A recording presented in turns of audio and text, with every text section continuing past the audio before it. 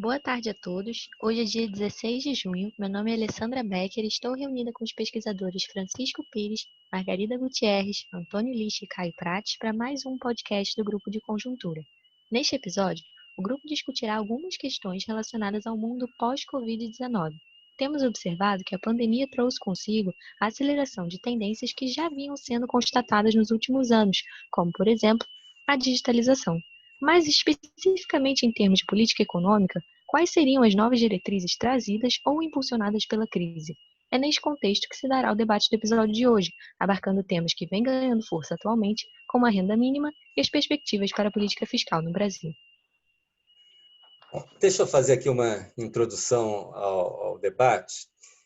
No nosso outro podcast, que é o podcast sobre pandemia, eu levanto a hipótese de que o pico da pandemia no Brasil já passou. Para não ser mal entendido aqui, não quer dizer que a pandemia acabou, não. Ela provavelmente ainda levará muito tempo para ser totalmente controlada. Pode haver novas recidivas num período muito curto em relação à conta da reabertura da economia, etc. Mas, de todo modo, a gente tem um marco aqui. Diante desse marco, né, a gente pode começar a olhar para frente e nos colocarmos a questão que vem já sendo debatida por vários analistas, que é como será o mundo pós-pandemia, no nosso caso, principalmente do ponto de vista econômico, né? Nosso objetivo hoje aqui nesse podcast é modesto, evidentemente, é só iniciar a nossa discussão sobre esse tema. Alguns dos aspectos, né, que já estão começando a ser visíveis, né? Esses aspectos são aquilo que, em linguagem de cenário, se chama de sinais do presente, aquilo que a gente pode olhar a realidade presente e nos chamam a atenção, que nos mostram, nos permitem visualizar questões do mundo futuro, né? Tendências do futuro. Então, eu vou propor que aqui cada um de nós pense um tema, um subtema desse mundo do futuro, do pós-pandemia, fazendo uma reflexão inicial. Depois, nos próximos podcasts, a gente vai aprofundando esses temas, aprofundando a nossa própria visão sobre esse tema. Acho que isso aí é algo que é um debate que veio ficar durante muito tempo. Entre os temas para hoje, eu sugiro os seguintes. O primeiro deles, quem está acompanhando aí os jornais, o debate, etc., obviamente já se defrontou com ele, né? É que a pandemia pôs a nu, de certa maneira, ou pelo menos no mais evidente, algumas mazelas sociais, indo do racismo, vídeo efeito gigantesco do episódio americano, né, em manifestações, não só nos Estados Unidos, mas no mundo inteiro, até questões como a vulnerabilidade dos informais no Brasil, a questão da desigualdade, etc. E tudo isso acabou levando a que as demandas sociais tenham saltado de patamar.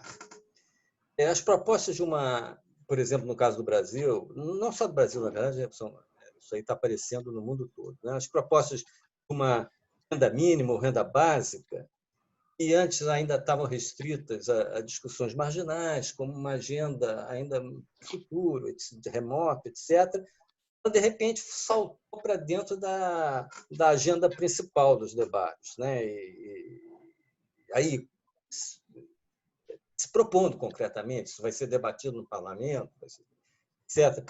Quais são as implicações disso? O que é possível, pensando agora principalmente no Brasil, né? Então, esse seria um primeiro tópico. Um segundo tópico, que tem a ver com o primeiro, mas é uma extensão dele, é algo que a gente já debateu em outros podcasts, que é como pagar dos custos do enfrentamento da pandemia, né? Já que a gente está tendo um aumento de gastos extraordinário neste ano, né?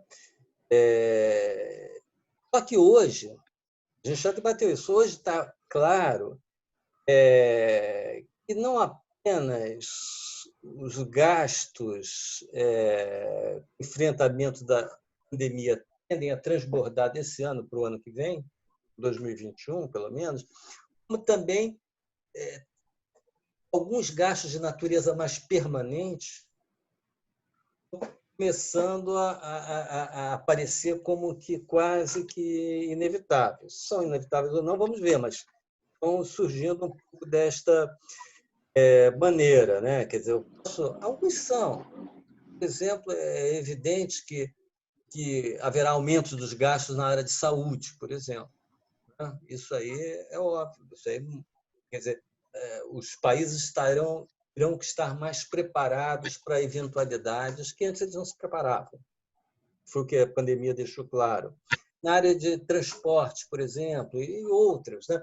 Onde vai ser necessário manter daqui para frente distanciamento social, então você não vai poder provavelmente ficar apanhando pessoas dentro de transporte. Isso encarece o transporte. Quem é que vai pagar por isso? Quer dizer, o transporte ficaria caríssimo, vão ser necessários mais subsídios ao transporte público. Enfim, se você for começar a perceber todos os possíveis custos fiscais envolvidos, nós vamos ser levados à seguinte questão. Aqui no caso do Brasil, o mundo, a situação fiscal, a política fiscal pós-pandemia deverá ser outra, ou se defrontar com novos problemas. Porque até aqui a ideia era que vamos a política fiscal em curso era tentar manter os impostos, cortar gastos, colocar a dívida pública dentro de uma trajetória sustentável. O que vai ser essa política fiscal pós-pandemia? E, por fim, só para colocar mais um tema aqui, no mundo e também no Brasil, nós vivemos um momento de deflação, juros baixos e grande expansão monetária. É uma combinação aí previsível algum tempo atrás, né? Muita expansão monetária, inflação muito baixa ou deflação. Eu acho que a gente pode aqui tentar começar a pensar, a tentar imaginar esse mundo pós-pandemia, né? Como é que vai ser? Quer dizer, essa situação vai ser mantida? Esse é o que se chama atualmente, né, esse novo normal. Os juros, se a gente tiver juros baixíssimos, próximos de zero, como hoje nos Estados Unidos, e enorme expansão monetária, bom, a princípio isso aí facilitaria muito resolver o outro problema, que é o problema da expansão dos gastos. Mas isso é viável? Viável lá fora? Viável no Brasil? Como é que a gente pensa a política monetária e a política de financiamento público no mundo pós-pandemia? Então, eu proponho aqui esse conjunto de questões para a gente dar início aqui ao nosso debate no podcast de hoje. Eu gostaria de começar comentando essa questão do que se tornou, eu diria, irreversível, de a gente ter, a partir de agora, na esteira da crise da Covid, do programa de auxílio emergencial chamado R$600, entrou na ordem do dia a questão do país ter programas de renda mínima muito mais robustos do que tem até agora. E isso me parece, quer dizer, é uma coisa obviamente saudável e necessária, mas o que eu queria discutir aqui é basicamente o seguinte, quer dizer, uma questão preliminar a essa discussão do aumento de gastos associado a transferências de renda, que certamente, em alguma medida, vai ocorrer a partir de agora. Isso, eu acho, como falei, acho que é uma coisa irreversível. O que eu queria chamar a atenção é que essa discussão necessária do aumento de gastos com transferências de renda, ela não pode ser, em nenhuma hipótese, dissociada da questão da restrição fiscal que o país tem hoje. O país hoje passa por uma crise fiscal muito grave, como a gente sabe, iniciada em 2014, mas ela foi muito potencializada pela enorme piora fiscal, né, que veio junto aí com a Covid, a piora fiscal que foi necessária para mitigar os efeitos sociais e econômicos, né, da interrupção brusca da atividade econômica imposta pela Covid. Então, essa crise fiscal, sabemos, é uma crise caracterizada por uma dívida pública no Brasil muito alta, completamente fora dos padrões internacionais para países emergentes comparados com o Brasil, mas, mais do que isso, uma dívida com um viés ascendente, além de ser muito alta.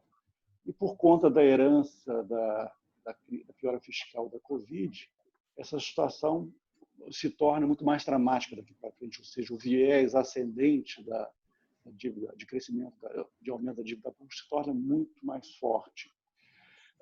Apenas para a gente ter uma ideia mínima do que está se passando, nós estamos, esse ano, por conta da Covid, multiplicando por 10, mais ou menos, o déficit primário que o Brasil tinha. O Brasil tinha um déficit primário um pouco acima de 1% do PIB, e vai caminhar para um déficit entre, digamos, 12% a 13% do PIB, 10 vezes o que a gente tinha antes. A dívida pública vai passar de perto de 76% do PIB para algo como 95%. Então, estamos falando de uma situação de um agravamento muito grande.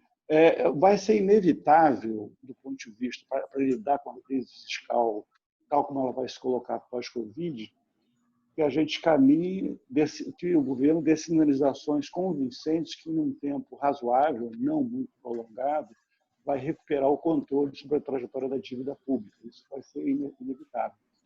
E recuperar o controle, interromper lá na frente o crescimento da dívida, significa caminhar para alguma coisa, sem entrar em mais detalhes numéricos, próximo de um déficit primário de zero em alguns anos, partindo de um déficit primário, como eu falei, entre 12% e 13% nesse ano específico da Covid. Então, isso coloca uma questão muito séria. Quer dizer, primeiro que, claro, como essa redução não vai poder ser feita em 2 anos, isso significa que vamos conviver ainda durante algum tempo com uma dívida pública crescente. Mas, pior do que isso, eu acho que o grande risco que a gente está vivendo, se não houver sinalizações convincentes de que o governo está atuando para conter no horizonte visível a dívida pública, é que o risco da gente entrar numa trajetória percebida pelos investidores como insustentável da dívida pública é muito alto, no contexto que a gente vai viver pós-Covid.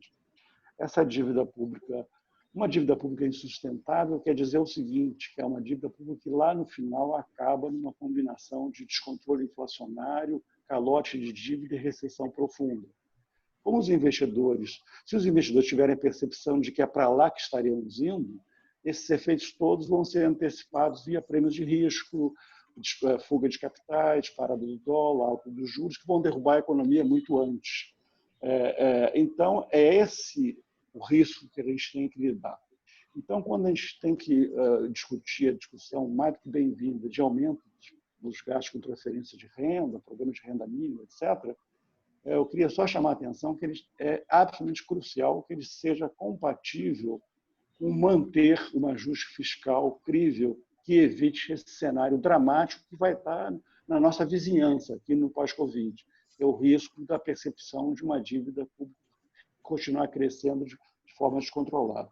Última observação, só para encerrar essa participação inicial, é que muitos analistas têm colocado uma ideia, me parece muito simplista, de que boa parte do aumento de gastos sociais via transferência de renda seria um programa autofinanciável, em boa medida, porque mais gastos quer dizer mais gastos, quer dizer mais aumento do consumo na economia das famílias que vão receber essa transferência de renda, isso quer dizer aumento do PIB, mais arrecadação, etc., etc. Uma ideia simplista de um multiplicador keynesiano a partir do aumento do gasto social com transferência de renda. Eu só queria dizer que se isso for acompanhado de uma percepção, esse aumento de gastos, de fragilidade fiscal e de incerteza muito grande sobre a trajetória da dívida pública, esse raciocínio do multiplicador keynesiano simplesmente não faz o menor sentido. porque simplesmente esse crescimento não ocorrerá, esse crescimento que tornaria o programa autofinanciável, porque os prêmios de risco subirão muito mais cedo e derrubarão a economia antes, muito antes, que pudesse haver esse círculo virtuoso de aumento de gastos se autofinanciando via crescimento e aumento da arrecadação. Então, é isso que eu queria colocar como uma questão inicial para a gente ter presente quando a gente está discutindo esse assunto. Então, eu colocando aí, acrescentando, né, seguindo essa discussão que o Caio começou a fazer, eu acho que, em termos gerais, né, o Brasil, pós-pandemia, em termos de política econômica, ele tem que manter o tripé que a gente tem. Então, a gente hoje tem um tripé de política macroeconômica que está assentado no câmbio flutuante, no regime de metas de inflação e na disciplina fiscal. Então, isso parece ser o tema mais importante, essa questão da disciplina fiscal. Ficou evidente, né, que a pandemia está mostrando que, no caso brasileiro especificamente, a gente tem uma massa de pessoas que é uma massa de pessoas que tem condições de sobrevivência muitíssimo precárias. E são aqueles informais, né, e que vivem, porque, na verdade, quando a gente fala de informal no Brasil, a gente tem um grande conjunto de pessoas que têm diferentes graus de informalidade e de pobreza, inclusive, né? Tem o cara que vende pipoca na esquina, mas tem aquele cara que tem uma MEI, que é um pouco formal, um pouco informal, e que tem uma condição de vida totalmente diferente. Então, claro, essa discussão de preservar e estabelecer programas que deem mais assistência a essas pessoas que são muito miseráveis é legítimo, é justo, mas isso vai nos obrigar a fazer algumas escolhas, se a gente de fato quer implementar esse tipo de programa. Qual é o grande desafio que a gente vai ter do ponto de vista fiscal? Como o Caio colocou, é reequilibrar a trajetória da dívida pública em relação ao PIB e tendo que encaixar esses gastos novos que a sociedade considera que são gastos justos, que são gastos meritórios, né? Hoje nós temos 3 regras fiscais no Brasil, na verdade, uma delas é que é a grande âncora. Nós temos metas primárias, que foram bastante relaxadas, para o ano que vem também está sendo relaxado. Nós temos uma regra de ouro, que ela vem sendo atingida de forma que, não, enfim, de várias maneiras, mas ela não tem sido nenhuma grande restrição fiscal. E nós temos o teto dos gastos. Esse, sim, tem se convertido na âncora fiscal. Então, desde que ele foi implementado, o grau de confiança na economia brasileira, a percepção de risco, os juros, tudo isso caiu muito, né? Porque, e a grande vantagem do teto do gasto qual é? É que ele promove um ajuste fiscal bastante lento, bastante possível de ser feito no tempo, sem obrigar nenhum corte de gastos draconiano, mas gerou confiança no sentido de que a gente tem alguma regra que está valendo e que isso lá na frente vai implicar numa trajetória de dívida pública em relação ao PIB muito mais amena, muito mais benigna, muito mais controlada, né? Então, alguns números para a gente começar a discutir essa questão da renda mínima, do programa de renda mínima, né? Ou renda básica, ou renda Brasil, o nome que for. Saiu um estudo, né, do Marcos Mendes, dizendo o seguinte, olha, se cada cidadão brasileiro receber R$400, isso vai aumentar o gasto em 1,01 trilhão de reais. Bom, isso é quase 13% do PIB. Então, como encaixar isso, né? O Brasil tem um PIB que não vai chegar a 7 trilhões de reais esse ano, então nós temos aí quase que uma impossibilidade. Como é que a gente vai ajustar essa conta, né? E aí nós temos várias questões para a gente pensar. A gente hoje não tem uma solução para o caso, a gente tem que pensar nisso sim, mas eu vou enumerar algumas questões relevantes que têm que entrar na discussão dos programas de renda mínima. A primeira grande discussão que eu vejo é quem de fato vai ser o foco deste programa? Quais são as categorias, né, no mercado de trabalho, fora do mercado de trabalho? Quais são as pessoas que são elegíveis para receber essa renda mínima? Né? Nós, como eu coloquei, a nossa informalidade no Brasil é muito grande e ela tem várias categorias que são muito diferentes de trabalho, de pessoas trabalhando. Então, que são muito diferentes. O informal não é miserável por definição. Você tem informais que são miseráveis e informais que não são miseráveis. Então, a primeira questão é o foco, né? A segunda grande questão é como financiar eventuais aumentos de gastos por conta desses programas, né? E aí vem sempre uma solução mágica. Vamos aumentar a carga tributária daquelas pessoas físicas mais ricas e também vamos aumentar a carga tributária sobre o patrimônio. Sobre o patrimônio, carga tributária aumentada sobre o patrimônio, empiricamente, nós temos aí alguns resultados já no mundo, que isso não implicou em aumento de arrecadação significativo. Por quê? Porque o capital foge. E é muito difícil hoje, no mundo, onde você pode aplicar seu dinheiro no Brasil ou em qualquer país do mundo, é muito difícil você controlar, né, esse movimento de capital. Então, aí, sobre grandes fortunas, né, sobre grandes patrimônios. Então, é uma grande discussão como financiar. Mas imagina que essa questão tenha sido equacionada. Aí vem uma terceira questão. E o teto do gasto, como é que fica? O teto do gasto tem sido a nossa âncora fiscal.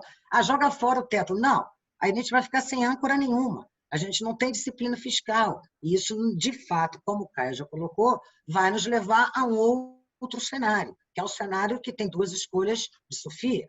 Ou é uma hiperinflação ou é um calote da dívida pública. Então, a gente não vai ter crescimento se a gente não tiver uma disciplina fiscal. Quarta questão. Tá bom, vamos encaixar o programa de renda mínima. Então, a gente vai manter o teto do gasto. Então, isso nos obriga a quais são os gastos obrigatórios que terão que ser cortados para encaixar esse programa. São escolhas da sociedade, né? Nós temos aí, hoje, 90% do gasto é obrigatório. Ele não pode ser cortado, é obrigatório por Constituição ou por lei, né? Quarta ou quinta discussão. Vamos rever gasto tributário. Gasto tributário são desonerações tributárias, que hoje são quase 5% do PIB, né? Não, mas tudo é importante, tudo é prioritário. Se tudo é prioritário, nada é prioritário. Então, a gente não consegue avançar na discussão.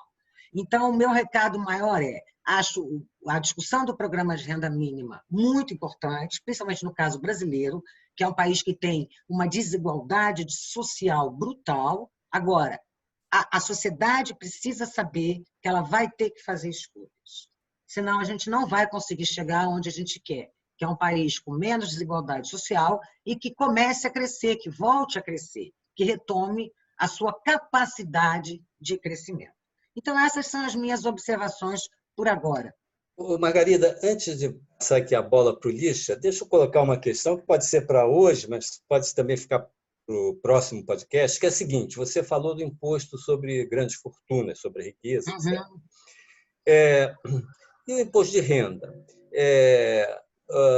No livro do Piketty, por exemplo, mostra no livro dele, Capital no século XXI, nos momentos mais dramáticos, como guerras, a gente poderia considerar essa pandemia um deles, são os momentos em que se cria uma situação mais propícia a, digamos assim, a solidariedade social e, portanto, a aceitação de tributos mais altos. Será que uma elevação do imposto de renda, que não foi possível, todas as vezes que se tentou aumentar dessa alíquota de 27,5%, não passou no Congresso, né? Isso foi no governo Lula, acho que, se eu não me engano, no governo FHC também, mas eu me lembro, fundamentalmente, de uma discussão, uma tentativa feita no governo Lula, e isso nunca passou. Será que agora, nesse momento, isso passaria? Será que isso poderia ser uma alternativa? Eu acho que isso é uma questão. Na verdade, a gente tem que discutir todas as possibilidades, né? Então, aí, já para que você tocou nessa questão, Francisco, tem alguns números aí que a gente já veio pesquisando, né? Então, por exemplo, o imposto de renda pessoa física hoje no Brasil, ele representa apenas 4% do PIB.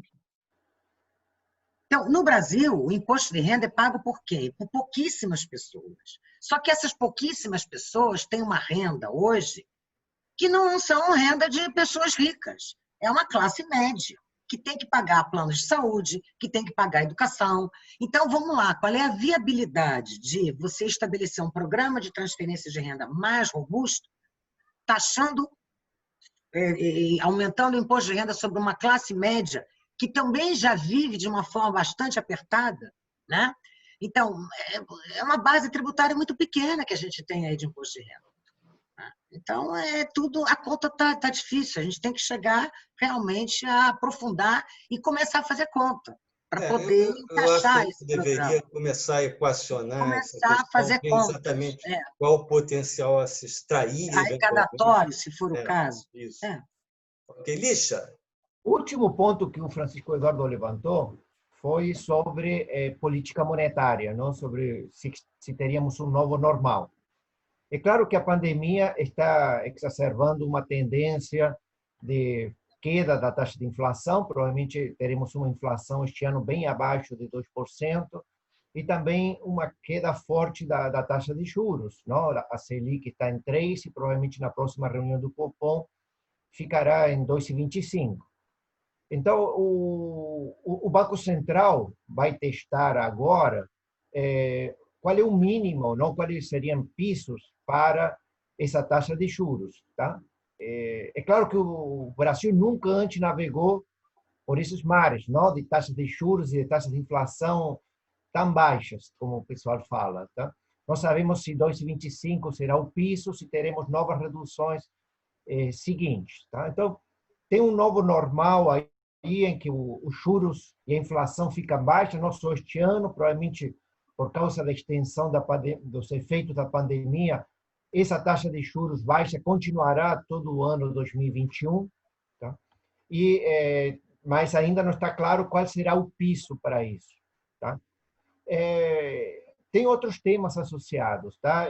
Tem tido, agora nos meses de março e abril, uma forte expansão da base monetária, muito associado à expansão do déficit primário, mas, de qualquer forma, isso aí foi uma questão circunstancial, não? Em um momento em que era difícil colocar títulos públicos, provavelmente o governo usou a conta única e isso significou uma expansão da base monetária.